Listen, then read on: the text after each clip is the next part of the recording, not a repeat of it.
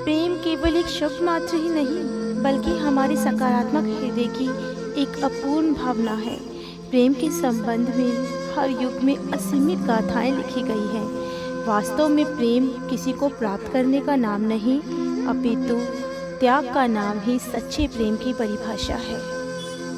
बात उन दिनों की है जब मेरी उम्र 28 वर्ष की थी। मैं एक प्राइवेट कंपनी में नौकरी करता था। घर से ऑफिस काफ़ी दूर था, इसलिए मैं हफ्ते में एक बार ही घर आता था। मुझे गांव में एक लड़की से प्रेम हो गया था जिसका नाम आशा था। आशा बहुत सुंदर थी, उसकी खूबसूरती ने मेरा मन मोह लिया था। वो भी मुझसे प्रेम करती थी और हम शादी करना चाहते थे। मैंने घर पे आशा के बारे में बताया और हमारी शादी हो गई। आशा भला की खूबसूरत थी, इसलिए पूरे आस पड़ोस में उसकी सुंदरता के चर्चे थे। मैं अपनी पत्नी से बेइंतहा प्यार करता था। हमारा वैवाहिक जीवन हंसी खुशी चल रहा था। एक दूसरे के प्रति अथाह प्रेम और विश्वास के सहारे हम अपनी ज़िंदगी में बहुत खुश थे।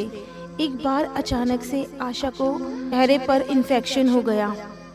उसका इलाज चलने लगा, लेकिन उसका इन्फेक्शन फैलता गया। उसके चर्म रोग हो गया था और समय के साथ उसकी खूबसूरती घटती चली जा रही थी। आशा की यह हालत मुझसे देखी नहीं जा रही थी, परंतु मैंने आशा को यह एहसास नहीं होने दिया और अपने विश्वास को टूटने नहीं दिया। और पहले की ही भांति मैं अपने काम पर जाता और हफ्तों बाद वापस आता। एक बार जब मैं शहर से वापस आ रहा था तो मेरा रास्ते में एक्सीडेंट हो गया। मेरे सर और चेहरे पर अत्यधिक चोटें आई थी, जिसके कारण मेरी दोनों आंखों की रोशनी जाती रही और मैं हर पल अब आशा के साथ ही गुजारने लगा। खैर, हमारा वैवाहिक जीवन यूं ही चलता रहा और मेरी पत्नी की खूबसूरती भी दिन पर दिन घटती जा रही थी। अंधा होने के कारण मैं इस बात से बिल्कुल बेखबर सा था, इसलिए मेरी ज़िंदगी पर इस बात का कोई असर नहीं हुआ। हम पहले की तरह ही एक दूसरे को चाहते थे और ख्याल भी रखते थे, परंतु नीति को कुछ और ही मंजूर था। एक दिन मेरी पत्नी की तबीयत बहुत खराब हो गई और जिसके कारणवश उसकी मृत्यु हो गई।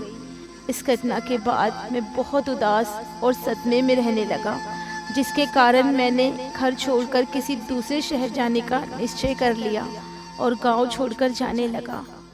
जाते हुए रास्ते में एक आदमी ने पीछे से आवाज़ दी और कहने लगा, अकेले कैसे जाओगे?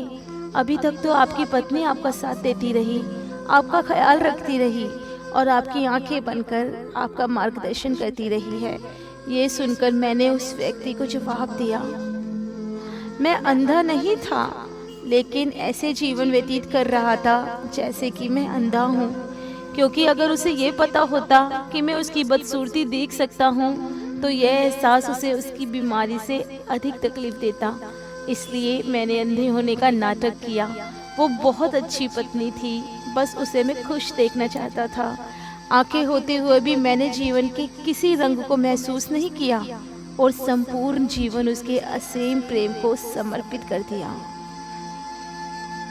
दोस्तों, अगर आपको स्टोरी अच्छी लगी तो प्लीज़ इसे लाइक कीजिए, अपने फ्रेंड के साथ शेयर कीजिए और हमारा चैनल सब्सक्राइब करना ना भूलें। जल्द ही मिलते हैं अपनी नई वीडियो में।